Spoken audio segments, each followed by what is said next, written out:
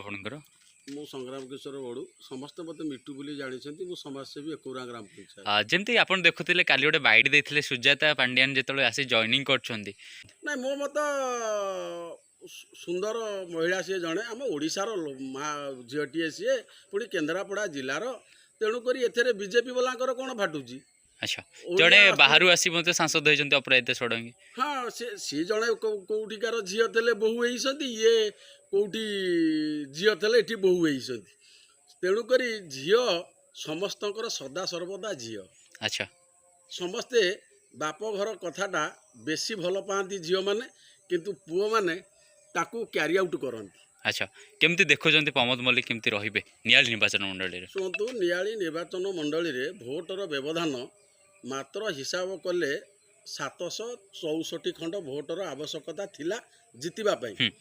ଏତେ over confidence ହେଇଗଲେ ଆମ କର୍ମୀମାନେ ଯେ ଆମେ ତ 25-30-54ରେ ଜିତିଛୁ, ଏଥରିକ ଜିତିଯିବୁ।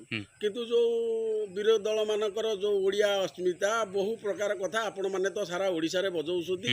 ତେଣୁକରି ସମୟ ଅନୁସାରେ ଯେହେତୁ ପ୍ରମୋଦ ମଲ୍ଲିକ ଅଳ୍ପ ଭୋଟରେ ହାରିଛନ୍ତି, ସେ ଜଣେ ପ୍ରଫେସର, ଆଚ୍ଛା, ଏଚଓଡ଼ି, ମାନେ ମାନବ ସେବା ହିଁ ଭଗବାନଙ୍କ ସେବା। ସିଏ ରୋଗୀମାନଙ୍କର ସେବା କରୁଥିଲେ, ନିର୍ଦ୍ଦିଷ୍ଟ କିଛି ଲୋକଙ୍କର ଯାହାର ରୋଗ ହେଲା ସିଏ ଗଲେ ସେ ସେବା କରୁଥିଲେ, କିନ୍ତୁ ତାଙ୍କର ସେତେବେଳେ କର୍ମ ଥିଲା। ଏବେ ସିଏ ଯେଉଁ ଆସିକିରି ନିଆଳି ନିର୍ବାଚନ ମଣ୍ଡଳୀରେ ତିନି ଥରର ବିଧାୟକ, ଏତେ ହାର୍ଡକୋର ବିଧାୟକ ସିଏ ନୁହଁ, ସ୍ପଷ୍ଟବାଦୀ। ଆଚ୍ଛା, ଆଉ ଏମାନେ ଆମେମାନେ କିଏ କିଛି ଲୋକ ଅଛନ୍ତି, ସିଏ ମୁହଁରେ ଗୋଟାଏ କଥା, ମାଇକିରେ ଗୋଟାଏ କଥା, କାର୍ଯ୍ୟ ପେଟ ଭିତରେ ଆଉ ଗୋଟାଏ କଥା। କିନ୍ତୁ ପ୍ରମୋଦ ମଲ୍ଲିକର ତା ନାହିଁ। ସିଆରୁ ଇଏ ଲାଇନରେ ପଶିଗଲାଣି ମୋ ବୟସ ଅନୁସାରେ। କିନ୍ତୁ ଇଏ ଯେଉଁ ତିନି ଥରର ବିଧାୟକ ହାରିବାର ଘଣ୍ଟାଏରୁ 2 ଘଣ୍ଟା ପରେ ସେ ଟିକେ ସ୍ତବ୍ଧ ହେଲେ, ମନ ଦୁଃଖ କଲେନି, କହିଲେ ମୋ ଭାଗ୍ୟରେ ଯାହା ଥିଲା ତାହା ହେଲା, ତୁମେ ସମସ୍ତେ ଠିକ୍ ରୁହ। ତାପରେ 15 ଦିନ ଟପି ନାହିଁ, ସିଏ କର୍ମୀମାନଙ୍କୁ ଡାକି ସିଏ ନିଆଳି ନିର୍ବାଚନ ମଣ୍ଡଳୀ ବୁଲିବା ଆରମ୍ଭ କରିଦେଲେ, ବୈଠକି ଡାକିଲେ, ସବୁ କାର୍ଯ୍ୟକ୍ରମରେ ସେ ଏବେ ସୁଦ୍ଧା 100% ଆକ୍ଟିଭ ଅଛନ୍ତି।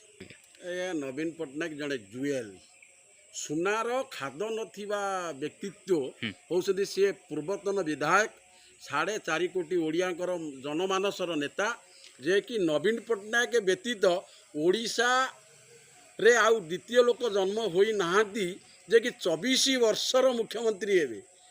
ଆଜ୍ଞା, ଇଏ ଭଗବାନଙ୍କର ଆଶୀର୍ବାଦ, ଅନାଥର ନାଥ ପ୍ରଭୁ ଜଗନ୍ନାଥଙ୍କର। ତାই ଦୀର୍ଘାୟୁ ହୁଅନ୍ତୁ ନବୀନ ପଟ୍ଟନାୟକ।